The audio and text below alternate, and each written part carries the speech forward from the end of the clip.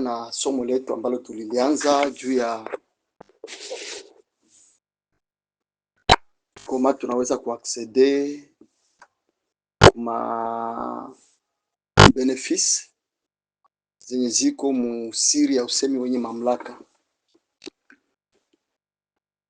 Na siku ya leo tutaendelea tuna ile siri moja moja ya neno la lenye mamlaka. Tutaendelea nalo.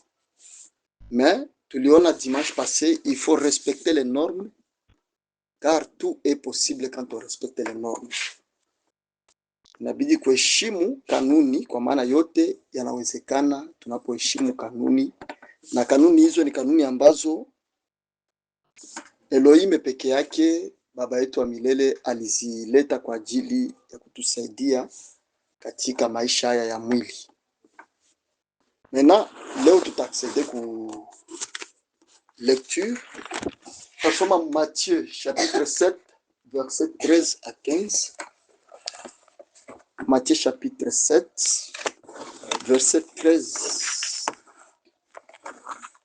à 15.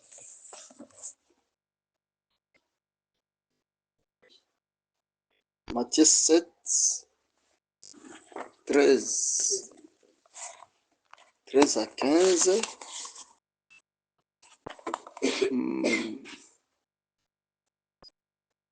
Anasema hivi ndugu yetu Mathayo: ingieni kwa kupitia mlango mwembamba, kwa maana lango ni pana na njia ni pana ielekeayo upotevuni, nao ni wengi waingiao kwa kupitia lango hilo. Lakini mlango ni mwembamba na njia ni finyu inayoelekea kwenye uzima, nao ni wachache tu wataiona. Jihadharini na manabii wa uongo wanaowajia wakiwa wamevaa mavazi ya kondoo, lakini ndani ni mbwa mwitu wakali. Tutaongeza pia Luc chapitre 13 verset 24.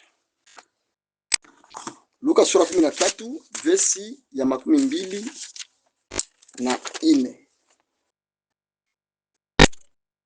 Yesu akawaambia, jihadharini kuingia kwa kupitia mlango mwembamba, kwa maana nawaambia wengi watajaribu kuingia lakini hawataweza. Wakati mwenye nyumba atakapoondoka na kufunga mlango, mtasimama nje mkigonga mlango na kusema, Bwana utufungulie mlango, lakini yeye atawajibu, siwajui ninyi wala mtokako. Amen. Resserrez et la porte est étroite. Mlango ni mwembamba na njia ni finyu.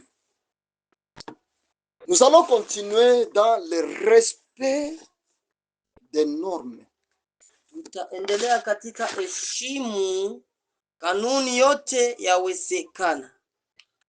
Donc quand on respecte les normes, wakati unapoheshimu kanuni, les normes données par l'Éternel, kanuni ambazo zimepewa na milele, tout est possible.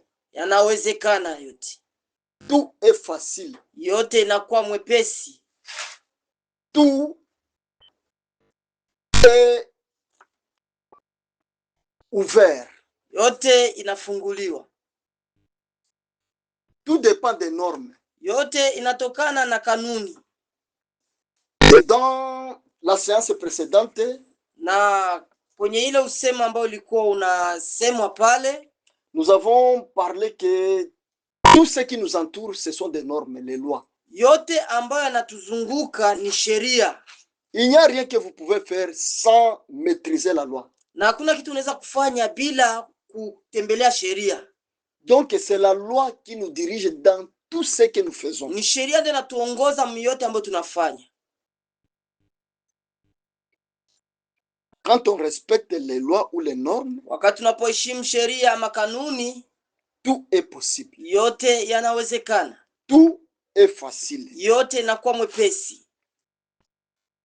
Lisons d'abord Frère Branham Tusome ndugu Branham, dans l'âge de Smyrne, kizazi cha Simirni, exposé de cet âge de l'église.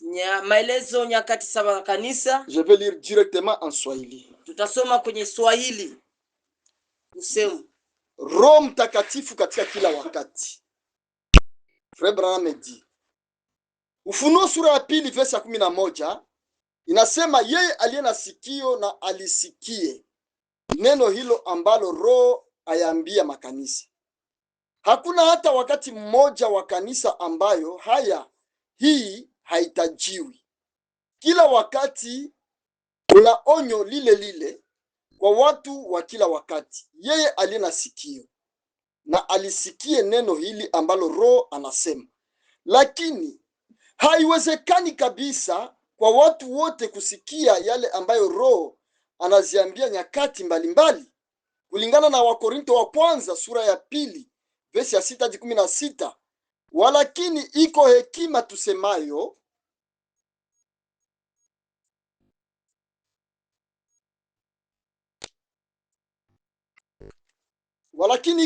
tusemayo ya wakamilifu, ila si hekima ya dunia hii wala ya hao wanaoitawala dunia hii, wanaobadilika, bali tunanena hekima ya Mungu katika siri, ile hekima iliyofichwa ambayo Mungu aliazimu tangu milele kwa utukufu wetu, ambayo wengi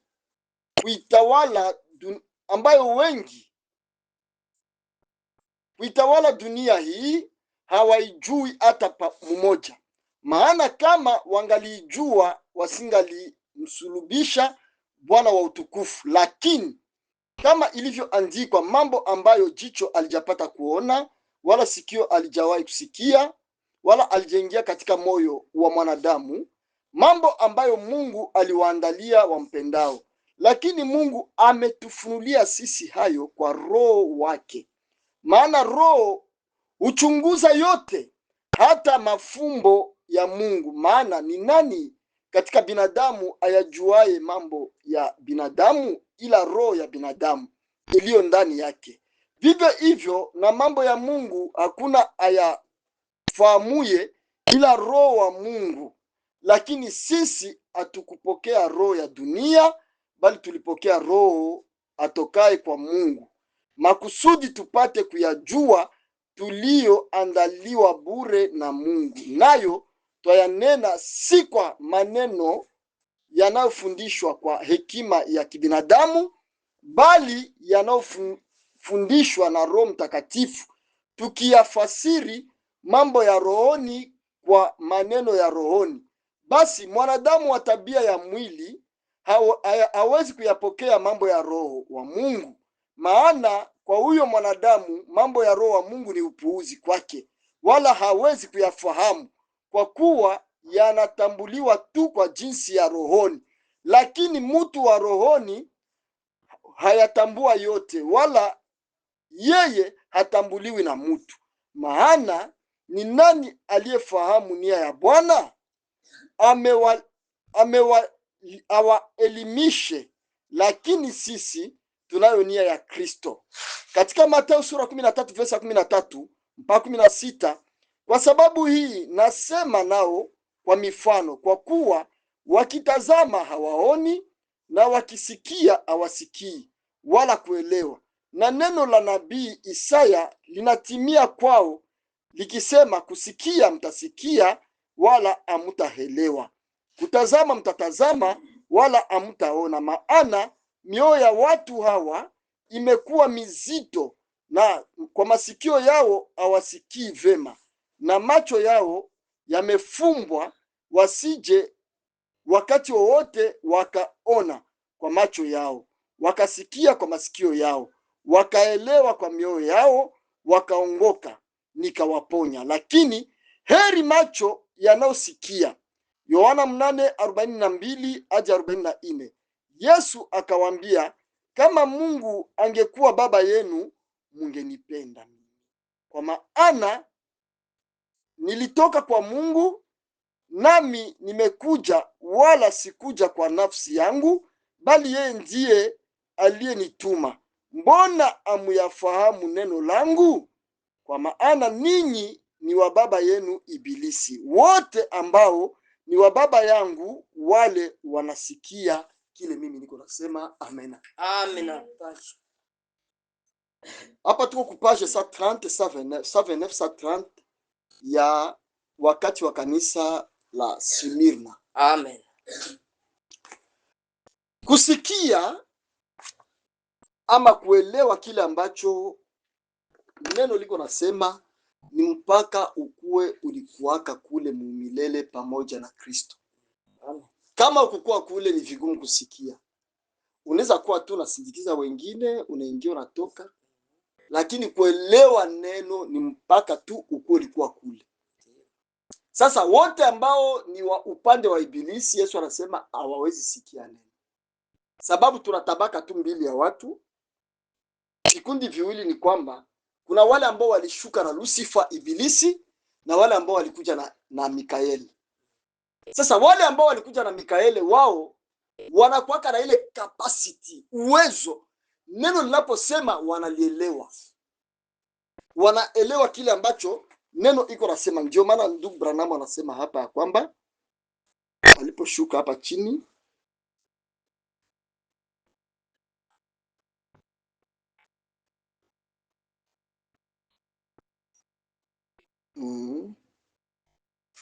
kwa sababu nyinyi hamna hiyo kweli, ni wa baba yenu Ibilisi, na tamaa za baba yenu ndizo mpendazo kuzitenda.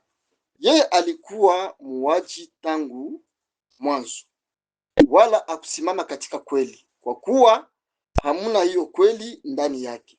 Asemapo uongo usema yaliyo yake mwenyewe, kwa sababu yeye ni muongo na baba wa waongo.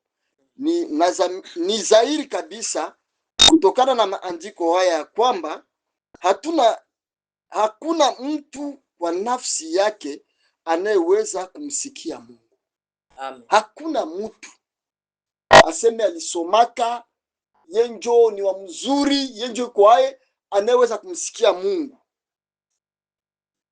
Uweza huo wa kusikia Mungu hana budi kupewa na Mungu. Yesu akajibu akawaambia, heri wewe Simoni Bariona, kwa kuwa mwili na damu havikuweza kukufunulia hili unalolifahamu, bali Baba yangu aliye mbinguni. Tukiweka haya hizi pamoja, tunaona ya kwamba kuna kundi moja tu la watu, na hilo ni kundi maalumu sana la watu ambao wanaweza kusikia yale Roho anaosema katika kila wakati. Amena, Amen. Kusikia kile ambacho Roho Mtakatifu anasema, na tukisema Roho Mtakatifu sio kingine, ni ule mtu wa ndani. Amena, Amen. Wewe mwenyewe ule mtu original ndio ule Roho Mtakatifu, na ule Roho Mtakatifu ndio ule sehemu ya Mungu, ndio ule wazo la Elohim, ambaye yeye anafahamu vizuri kile ambacho ni mapenzi makamilifu ya Elohim. Na ni ule tu ndio mwenye anakuwaka anafanya huu mwili uweze kuelewa vizuri kile ambacho Elohim anataka. Ndio maana anasema hivi ndugu Branham, kuna kuwa kundi maalum, ya un groupe spécial, un groupe spécial. Hapa hakuna mambo ya pastor, hakuna mambo ya buinjilisti, mambo ya mwalimu, mambo ya unabii. Un groupe spécial de gens spécial. Et ce groupe-là, c'est un groupe choisi par l'Éternel lui-même. Kikundi ya kipekee, na kikundi hiyo ni yenye kuchaguliwa na wa milele peke yake. Ce groupe-là a été doté, na kikundi hiyo imekubaliwa, et ils avaient reçu la capacité, na wamepokea uweza, de comprendre bien, uweza kuelewa vizuri ce que l'Éternel est en train de parler kile à son kenye wa peuple. milele iko na zungumuza kwa taifa lake. Cette capacité n'est pas donnée à n'importe qui. Ile uweza haipewe na kila mtu. C'est une capacité spéciale à un groupe spécial. Ni uwezo wa kipekee katika kundi ya kipekee. C'est comme aujourd'hui les prédicateurs sont en train de s'embrouiller, Kama vile leo wahubiri wako naendelea kujisumbua, de dire aux gens il faut chercher le baptême du Saint-Esprit. na kuambia watu inabidi kutafuta ubatizo wa Roho Mtakatifu. Oui, Frère Branham avait parlé de cela. Ndiyo, ndugu Branham alisema juu ya hiyo. Mais après l'ouverture de sceaux, Baada ya mihuri tu kufunguliwa, Frère Branham a très bien compris ndugu Branham alielewa vizuri qu'est-ce que le Saint-Esprit Roho Mtakatifu maana yake ni. dans les choses qui doivent arriver. Na katika mahubiri mambo atakayokuja baadaye. Du 1965, 1965, le paragraphe 106, paragraphe yake 106, 107, il dit, anasema hivi: le Saint-Esprit Roho Mtakatifu ou bien l'Esprit de Dieu, ama Roho wa Mungu c'est bien vous, ni wewe, l'homme intérieur. wewe mtu wa ndani.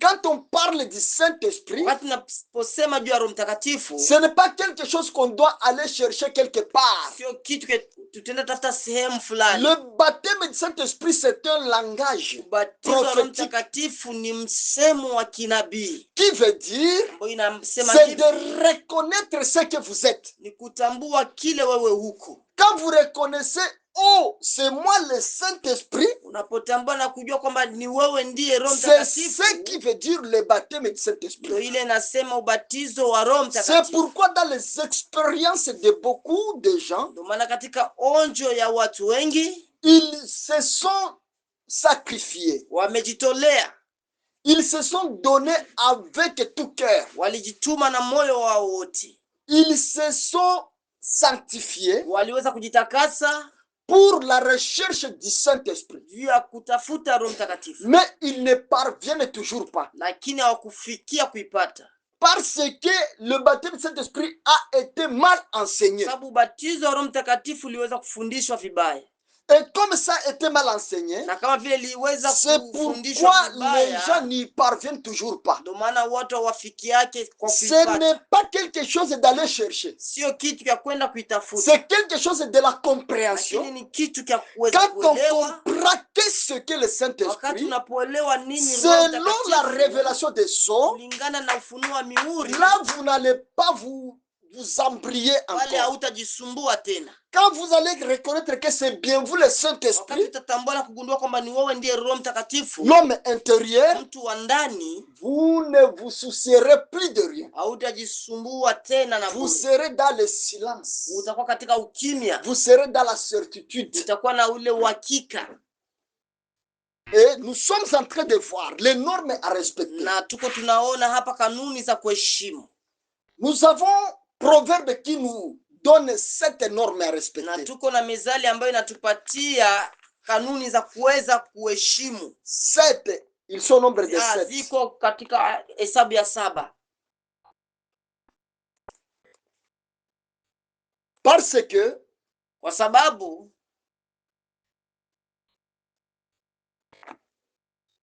nous sommes en train de voir les secrets pour l'activation de toute réussite possible. tuko tunaona siri ya mafanikio yako yote. Donc, il y a les secrets Kunakuwa na qu'on siri a appelés les codes, ambayo inaitwa funguo, les verrouillages kufungua de ce qui est codé. ya kile kilifungwa.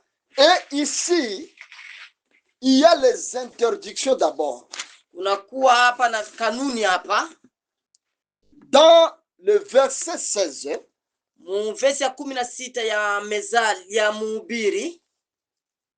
oh, c'est Proverbe. Ni mezali, hapana Mhubiri. 6:16. Verse yake ya 6 na mstari wake wa 16. Il nous dit, Anasema hivi kwa Kiswahili: kuna vitu 6 ambavyo ni machukizo mbele ya Bwana, namu viko 7. Amen.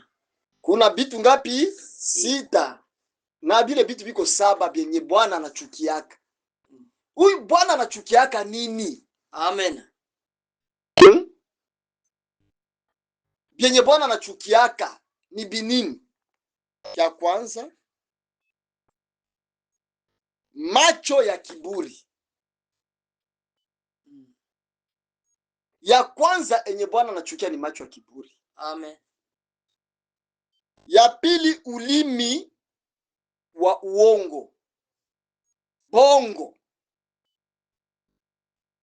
Ya tatu, mikono inayomwanga damu isiyokuwa na hatia.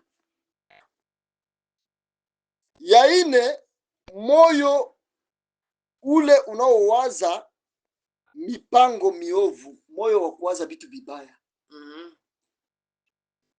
Ya tano, migulu enye iko na kimbilia maovu. Ya sita, shahidi wa uongo ambaye umwaga uongo.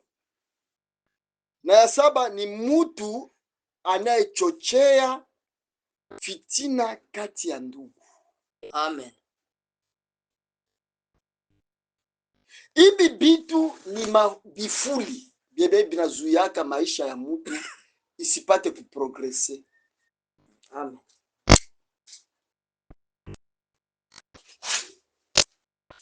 Kama mtu anatoka mwebi bitu saba, directement ataingia mu activation, ataingia mu kufungula kile kenye iko natafuta fike kwake.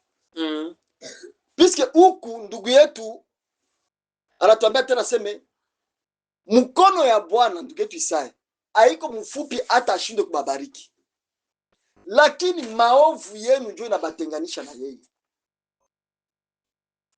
Effectivement, nous sommes en train de parler des sceaux. Et le son nous a déjà confirmé que nous sommes dans l'éternité réelle et authentique. Les sons nous ont déjà confirmé que tous les plans entiers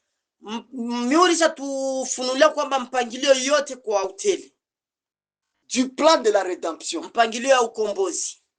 tout entier, dès avant la fondation du monde, kabla misingi ya dunia ijakuwa, jusqu'à aujourd'hui, mpaka leo hii, tout le plan entier mpangilio yote a été terminé dans le 7e son. Mumuhuri wa saba. Donc nous n'attendons rien. Ni kusema tusubirie kitu. Tout est déjà accompli. Yote imeshatimia. Mais comme nous sommes encore dans la chair humaine, kama vile tuko ndani ya mwili huu wa binadamu, le corps humain a ses besoins. Na huu mwili wa binadamu unakuwa na mahitaji yake. A besoin de manger, nahitaji kula, d'avoir une meilleure vie, kupata maisha mazuri sur cette terre. Wa hii ulimwengu. Ce corps n'a pas besoin de la souffrance. Huu mwili hauhitaji mateso. Ça a besoin d'une vie normale. Inahitaji maisha ya kawaida. Et pour arriver à cette vie normale, na kwa kufikia kwa maisha ya kawaida, il y a des normes, les lois à respecter. Unakuwa na kanuni ama sheria za kufuata. D'abord, il y a des choses qu'on doit s'épargner d'avec. Kunakuwa na vile vitu kwanza unapasha kujitenga navyo. Et il y a maintenant les choses que nous devons faire. Na kunakuwa na vile vitu unapasha kufanya. Il y a les interdits. Kunakuwa vile vinavyokatazwa. Et il y a ce que nous est permis de faire. Na kunakuwa kile kimekubaliwa sisi kuweza kufanya. Tout marche ensemble. Yote yanatembea sawa sawa. On s'abstient, on se sépare de celui-ci. Unajitenga na hiki. Et on s'attache à celui-ci pour parvenir à la réussite. Qu'est-ce que nous devons abandonner et qu'est-ce que nous devons nous attacher avec? On va s'attacher, on a dit, la première des choses, c'est le mensonge. Donc, il faut éviter le mensonge, puisque le mensonge, c'est la représentative du diable. Donc, le diable, c'est de lui le père de mensonges. Kusema shetani ndiye baba wa uongo. Mais Christ, c'est le père de la vérité. Lakini Kristo ni baba wa ukweli. Nous devons toujours être dans la vérité, même si ça nous demandait d'être punis à cause de la vérité, on doit toujours se tenir dans la vérité. Tunapasha kuwa katika ukweli, hata kama wanaweza wakakuhukumu katika ukweli, unapasha tu uwe mkweli. On doit toujours demeurer dans la vérité. Unapasha tu kudumu katika kweli. On doit toujours éviter tout ce qui est anti-parole. Unapasha kuachana na yoyote ile inapingana na neno. Maintenant, selon les sceaux, kulingana na miuri, il y a ce qui est permis, kuko kile kinakubaliwa, que les autres appellent ça, c'est anti-parole. Watu wengine wanaita kwamba ile inapingaka neno. Non. Hapana. C'est pourquoi le sceau a une grande vibration. Ndio maana miuri inakuwa na ile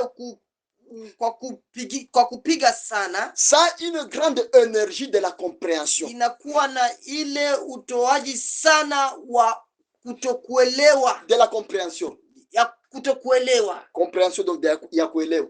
Aha, ya kuelewa.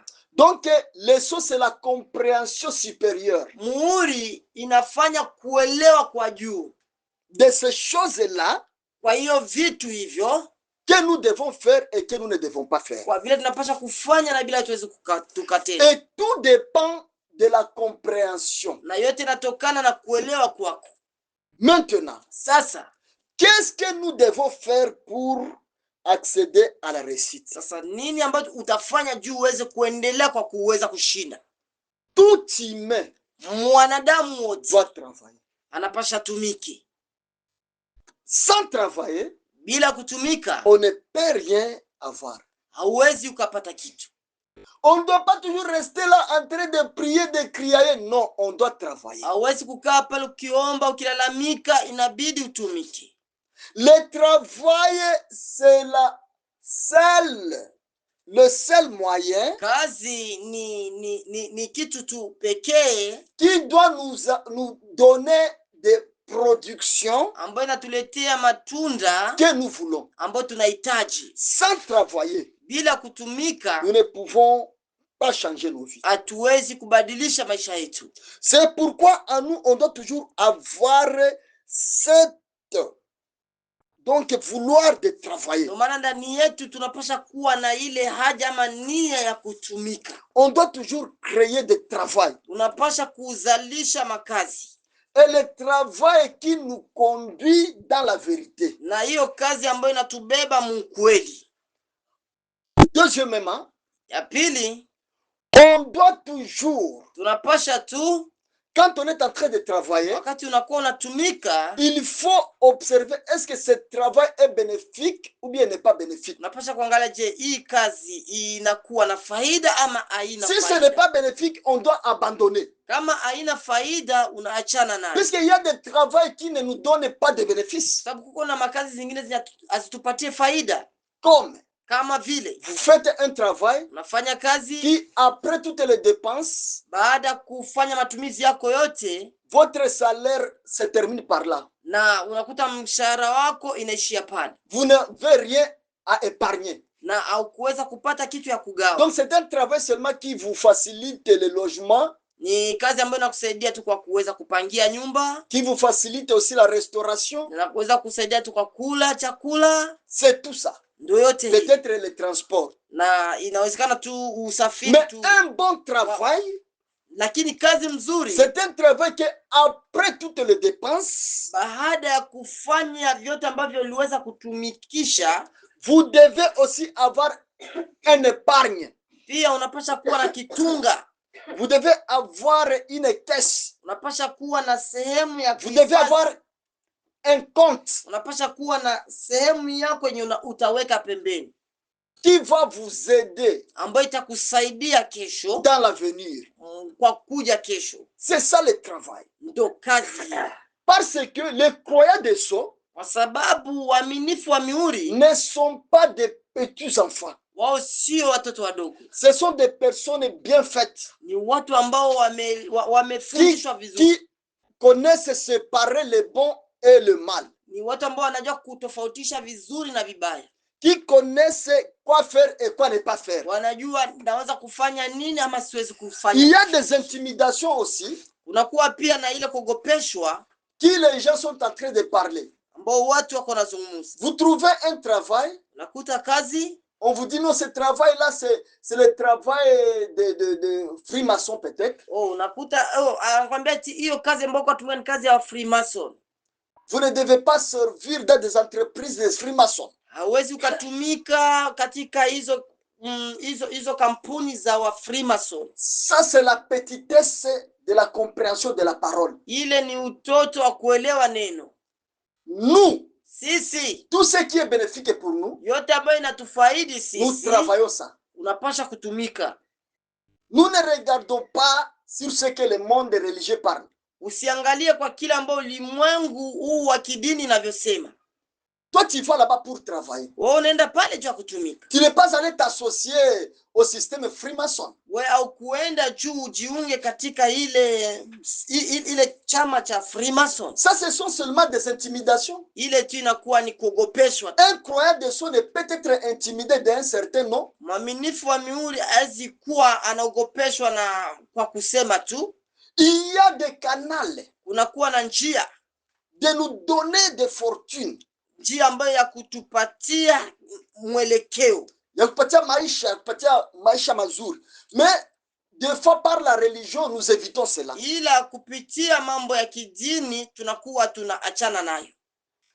Oui. Ndio. Si cela pouvait être dangereux pour votre santé, kama ile inaweza kuwa ni hatari katika afya yako, vous devez vous abstenir de cela. Unapasha kuachana na ile. Mais si ça n'est pas dangereux pour votre santé, lakini kama sio ya kusumbua afya yako, vous devez faire ce travail. Unapasha kufanya hiyo kazi. Et si cela était contraire ou bien en dehors de la loi d'un pays, na kama ile iko kinyume na sheria ya nchi, vous devez vous abstenir. Unapasha kuacha. Mais si cela ne brise pas la loi d'un pays, lakini kama hiyo haivunje sheria ya nchi, faites ce travail. Fanya kazi hiyo. Donc si ce travail-là c'est un travail qui est accepté par la loi du pays, sema kama hiyo kazi nakubaliwa na sheria ya nchi, et n'est pas dangereux pour votre santé, na haizuru afya yako, et ça vous donne un bon salaire, ninakupatia mshahara mzuri, qui doit vous faire aussi épargner quelque chose, ninakufanya na wewe uzidi kufanya vingine vitu na kuweka gala. Faites ce travail-là. Fanya hiyo kazi sans tenir compte de la religion. Bila kuangalia mambo ya kidini. La religion a amené beaucoup de gens à la pauvreté. Kidini imeleta watu wengi puisqu'elle parle selon leur raisonnement. Sababu wao wanaongea kupitia kuelewa kwao. Il raisonne seulement et il monte à la chair, il commence à interdire les gens. Ne faites pas ceci, ne faites pas cela. Akifikiria tu anapanda kwenye mibala na naanza kuambia watu usifanye hivi, usifanye hivi. On vous interdira de ne pas travailler à l'hôtel, puisque à l'hôtel les pités, les femmes libres, les hommes libres viennent là-bas. Utakuta ataanza kuambia usitumike kwenye guest. Eti kwenye guest kuna kuwa wa malaya, kuna kuwa wanawake wenye wana wa bwana, kuna kuwa watu wenye sifa mbaya. Alors que le travail là est accepté par le gouvernement et ce n'est pas dangereux pour votre santé. Japo hiyo kazi imekubaliwa na serikali na hiyo haizuru afya yako. Et vous sentez que vous serez à mesure de s'abstenir de tous ces mouvements qui se passent là-bas. Unajikuta kweli una ile uweza kushimama na kuweza kutumika kwenye hiyo ukumbi wa watu sans dérailler, bila kwenda kinyume. Faites ce travail. Tumika hiyo. Tout dépend de vos capacités de la gérance des choses. Yote inatokana na uweza wako na namna yako unaweza ukatumia hiyo kazi. Aujourd'hui beaucoup de gens sont devenus des malheureux. Leo watu wengi ulimwengu wanakuwa watu wenye hole à cause de la religion. Kwa sababu ya mambo ya kidini. La religion nous interdit des choses qui pouvaient même nous amener à avoir une meilleure vie. Kidini iko inapeleka watu wengi wanajikuta hawawezi kufanya maisha mazuri. Ce que je souligne, ile kemi naweka mstari, ce qui est interdit par la loi d'un pays, ile ambayo inakatazwa na sheria ya nchi, ne faites pas ça. usifanye Puisque hivyo, ça va mettre votre vie en danger. sababu itaweka maisha yako kwenye hatari. Mais ce qui est accepté par la loi, Lakini ile ambayo imekubaliwa na sheria, non, c'est un bon travail. tumika, ni kazi nzuri, Si ce n'est pas dangereux pour votre santé. kama tu haitazuru afya yako. Puisque le gouvernement ne peut pas autoriser quelque chose qui sera dangereux pour sa population. Kwa sababu serikali haiwezi kukubalia mtu kutumika kazi ambazo zinaweza zikazuru nchi mzima. Jamais. Nchi hapana, kamwe haiwezi kubali. Donc je me résume en disant que mina sema hii yote kwa tout ça c'est dans le respect des normes. Ni kwa yote ambapo kuheshimu kanuni. On doit respecter les normes. Kuheshimu kanuni. Et dans le respect des normes, il y a aussi le respect de la loi du gouvernement. Katika kuheshimu kanuni pia kuna kuwa sheria ya serikali pale. Il y a aussi le respect de la nature. Kuna kuwa pia kuheshimu maumbile. La Bible dit celui qui ne travaille pas ne doit pas manger. Biblia inasema yule ambaye atumiki na hakuli. Aujourd'hui, nous sommes en train d'envier les pays développés. Leo tuko tunatamania nchi ambazo zimeendelea. Puisque vous arrivez là-bas, vous trouvez facilement le travail. Kwa sababu unafika hapa unajikuta mara moja unapata kazi. C'est le pays qui vraiment sans travailler vous ne pouvez pas vivre. Ni nchi ambazo kama utumiki haukuli. Et c'est ça la loi divine. Na ndio hiyo sheria ya kimbingu. Sans travail, vous ne mangez pas. Bila kutumika haukuli. Et ici on nous donne les interdits. Na hapa wanatuambia vitu ambavyo vinakatazwa. Et parmi les interdits, il y en a encore ce qui est interdit par la nature. Na katika hivi vinakatazwa kuko vingine ambavyo vinakubaliwa na interdit. Zinakataliwa na maumbile pia. Comme les films pornographiques. Ama vile hizo mapicha za utupu. Les films pornographiques. Mapicha zile za utupu za uasherati. Tout ça sont interdits puisque ça affecte notre psychologie. Kwa sababu ile inakatazwa, inaharibu ubongo wetu. Les alcools. Kutumia kilevi. Ça affecte notre psychologie. Inaumiza pia ubongo wetu. Écoutez-moi bien. Nisikie vizuri. Même la médecine des fois. Hata kinganga pia. Autorise une certaine quantité. Inakubali unywe kidogo. De whisky. Ya whisky. Pour votre santé. Juu ya afya ya. Ce que la médecine refuse. Ile kenye kazi ya kinganga inakataza. C'est l'ivresse. Ni ile kulewa. C'est ce qu'on refuse. Ndio ile anakataza. Puisque l'ivresse c'est le dépassement même du soi. Kwa sababu même. Kulewa ama kilevi ni kupitiliza ile kiu. Et vous oubliez, vous commencez à agir contrairement à la loi. Unajisahau na unaanza kutenda kinyume na sheria. Ça, on doit toujours éviter. Nabidi uachane na hiyo. Uepukane nayo. Il y a des fois vous partez à l'hôpital. Kuna kwa wakati unaenda kwa mganga. À cause de la religion. Kwa sababu ya kidini. Le docteur vous dit. Docteur anakuambia. Pour votre problème. Juu ya tatizo yako. Commencez à prendre une verrou. Une verrou de whisky. Kwa sasa uanze kutumia kale ka glasi kadogo ka whisky. Mais votre religion vous dit ne goûtez même pas. Kidini yako inakwambia usiweze hata kutia hata toni. Et quand vous respectez votre religion, vous allez vous retrouver dans un grand problème de la santé. Na wakati unapoangalia mambo sana ya dini, utajikuta unaingia katika matatizo ya afya yako. Parce que les docteurs ce sont les serviteurs de Dieu, dit Branham. Kwa sababu madokta ni watumishi wa Mungu, ndugu Branham anasema hivyo. Ils sont au service de Dieu. Wako katika kazi ya Mungu. Et quand ils vous donnent un conseil, na wakati anakupatia ushauri, même si ce conseil là, hata hiyo ushauri hiyo, renverser les lois de votre religion, inaharibu sheria ya dini ya kwenu. Revoyez ce qu'ils vous disent. Angalia kile kinye anakuambia. En fait de mener une meilleure santé. Ili upate afya mzuri. Des fois en refusant, na kwa kukataa, vous allez vous retrouver utajikuta dans de grands problèmes. Matatizo makubwa. Il y a quelque sorte de nourriture qu'on pourrait vous vous administrer, kunakuwa hata na aina ya chakula ambao wanaweza kukataza, banakwambia wanze kula. Et à cause de votre religion, kwa sababu ya mambo ya dini, vous allez commencer à discuter avec le docteur. Utaanza kufanya ubishi na docteur. Oh frère Branham, ndugu Branham, ne faisait pas ceci. Usifanye hiki. Frère Branham ne faisait pas, quoi nafanya okay. Ndugu Branham eti hakuwa anafanya hiki. Est-ce que tu as la commission comme la commission de frère Branham? Je, wewe uko na tume ama kazi ambao huduma yenye ndugu Branham iko nayo? C'est pourquoi il ne faut pas se comparer. Ndio maana usijilinganishe. Vous êtes individuel, frère Branham était individuel. Wewe uko kipekee na ndugu Branham pia alikuwa kipekee. Petro était individuel.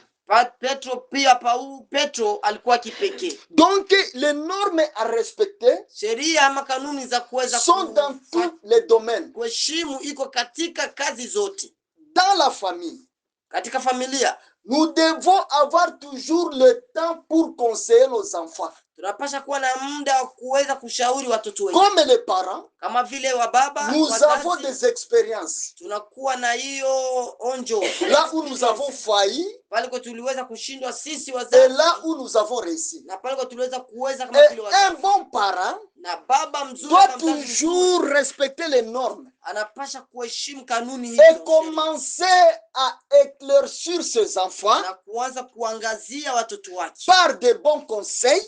Kupitia mashauri mazuri. En fait de ne pas aussi tomber dans les mêmes erreurs que lui. Ili watoto kesho wasiweze kuanguka katika ile kosa ni baba aliweza kufanya. Leur montrer la bonne voie. Na kuonyesha njia mzuri. De la vie ya uzima, normale. Ya kweli.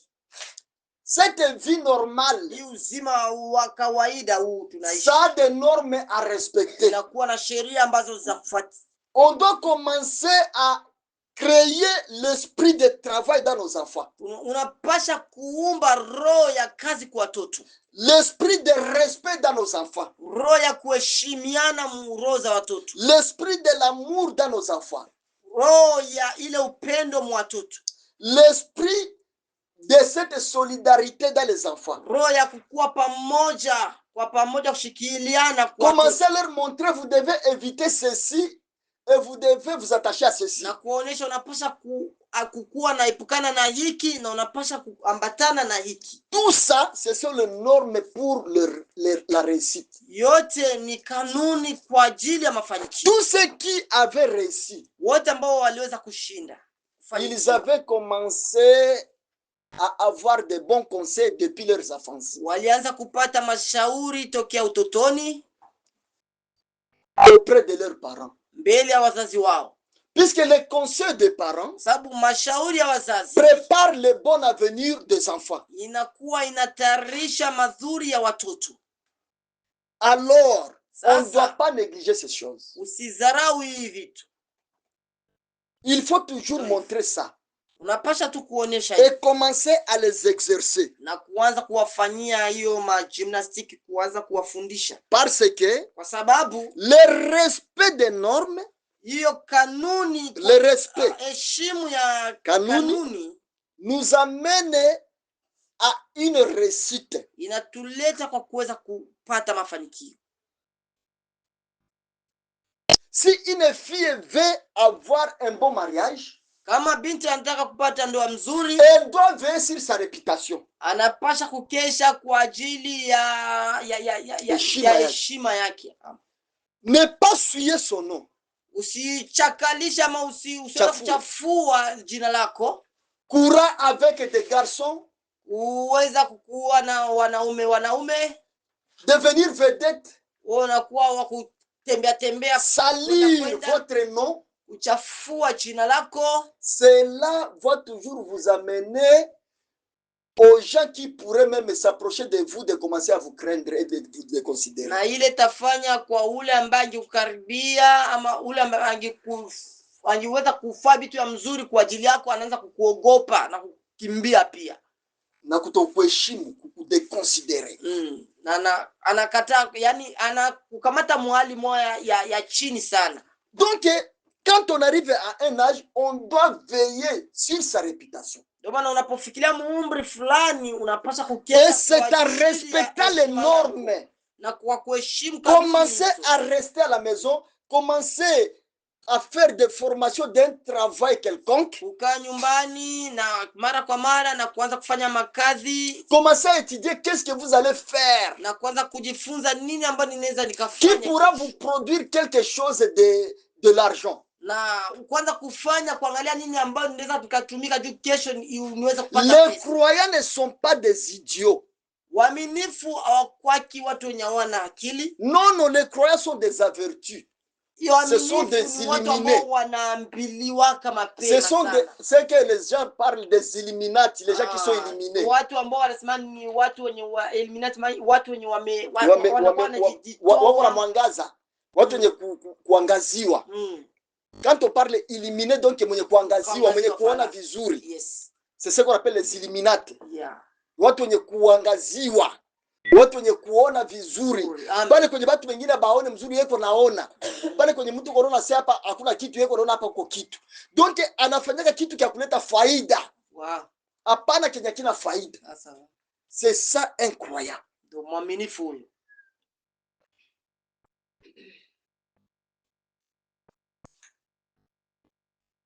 Le respect des normes. Kuheshimu kanuni. Hapana miaka 15 we Elonga. Mimi miaka 15 nilikuwa tayari niko najiuzia kila kitu. Esprit yangu ilikuwa kutumika tu kazi. Sio nalamuka huko nenda kumakabumbu wa mavumbi vumbi. Akili moya ya chini vile hapana. Miaka 15 nakuwa tayari mtu mzima.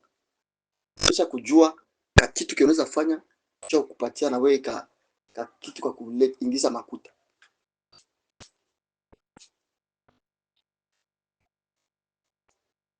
Nakumbuka miaka 15 kunyumba tulikuwa tunaanza usha petroli. Ndio usha petroli. Bengine banafanya mazirmo. Bengine banabeba mabombo. Piko nenda usha kwa masomo, anaujisha. Sabeba ma chips. Anaujisha kwa masomo. Donc unakuwa ile esprit kusema nifanye hii juu ya kupata faida. Hakuna njia nyingine enye tunaweza tukafikia kufanikisha maisha isipokuwa tu njia moja ni kutumika. Kazi tu. Kazi njo kazi. Wazazi walitukomesha juu walitumika. Walitumika mashamba, walitumika ma-entreprise, walitumika ili tuishi. Hakuna dunia ya maendeleo bila kazi. Kazi njo inabeba dunia yote, inaibeba hivi. On doit toujours penser qu'est-ce que je dois faire pour améliorer ma vie. Kupasha tu kufikiria na kujua nini ambayo nitafanya juu ya kuweza kupeleka maisha yangu. Pas tous les jours. Le spirituel c'est bon. Mais hii mwili nayo ina mahitaji yake. Kiroho ni mzuri. Na ndio maana hii masiku tunasema vitu ya kimwili. Amen. Mwili muko vitu ya mingi vinahitajika. Malgré que tunapatikana musehemu hii enye hakuna kitu, mais tunapasha kufikiria tutafanya nini ili tuweze kufika kwa kitu kizuri. C'était un petit résumé sur le respect des normes. Kwa tu ni marudilio ya hili ambayo inasema kuheshimu kanuni. Parce que tout ce sont des lois. Sababu yote ni sheria. Si tu veux le respect, respecte-toi. Kama unataka heshima, ujiheshimu kwanza wewe. Si tu veux être élevé, élève-toi. Kama unataka kuinuliwa, inabidi wewe mwenyewe kwanza ujiinue. Si tu veux être propre, pratique la propriété. Kama unataka kuwa msafi, wewe mwenyewe kwanza uanze kujifunza usafi. Si tu veux être rassasié, tu dois avoir la nourriture. Kama unataka kuwa mwenye kushiba, inabidi uwe kwanza na chakula. Donc tout c'est la loi. Yote ni sheria. Et en brisant la loi, na kwa kuweza kubomoa ama kuharibu sheria, vous allez subir les conséquences. Utapata matokeo yake baadaye. Sababu ukipiga mkono mumai mpaka mai itakurukia.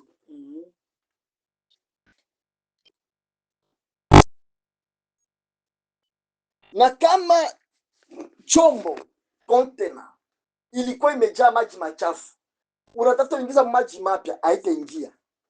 Il faut kutosha ile maji ya zamani ya uchafu ndio ile maji ya mpya ipate nafasi. Ile ni masheria zenye ziko. Maintenant, pour aujourd'hui, Sasa kwa leo nous avons voulu parler de cela puisque nitakusema hiyo Josué a été Joshua averti aliweza pia naye kutazarishwa par l'Éternel. kwa milele. Tu veux réussir, Josué? Unataka kuweza ama kushinda Joshua, il faut respecter la loi de Moïse, mon serviteur. inabidi uheshimu sheria za Musa mtumishi wangu. Pratiquer ces lois. Tembelea hizo sheria. Ne les laisse pas. Usiachane nayo. De gauche ou à droite. Usiende kushoto ama kulia. Reste avec ces lois. Bakia na hiyo sheria. Vivez ça. Ishi.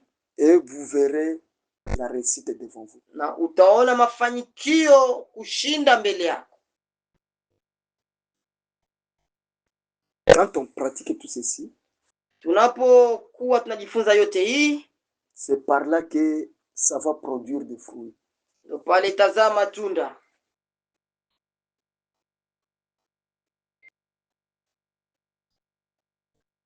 Kile unapenda kutendewa ukitende kwanza mwenyewe kwa ajili yako.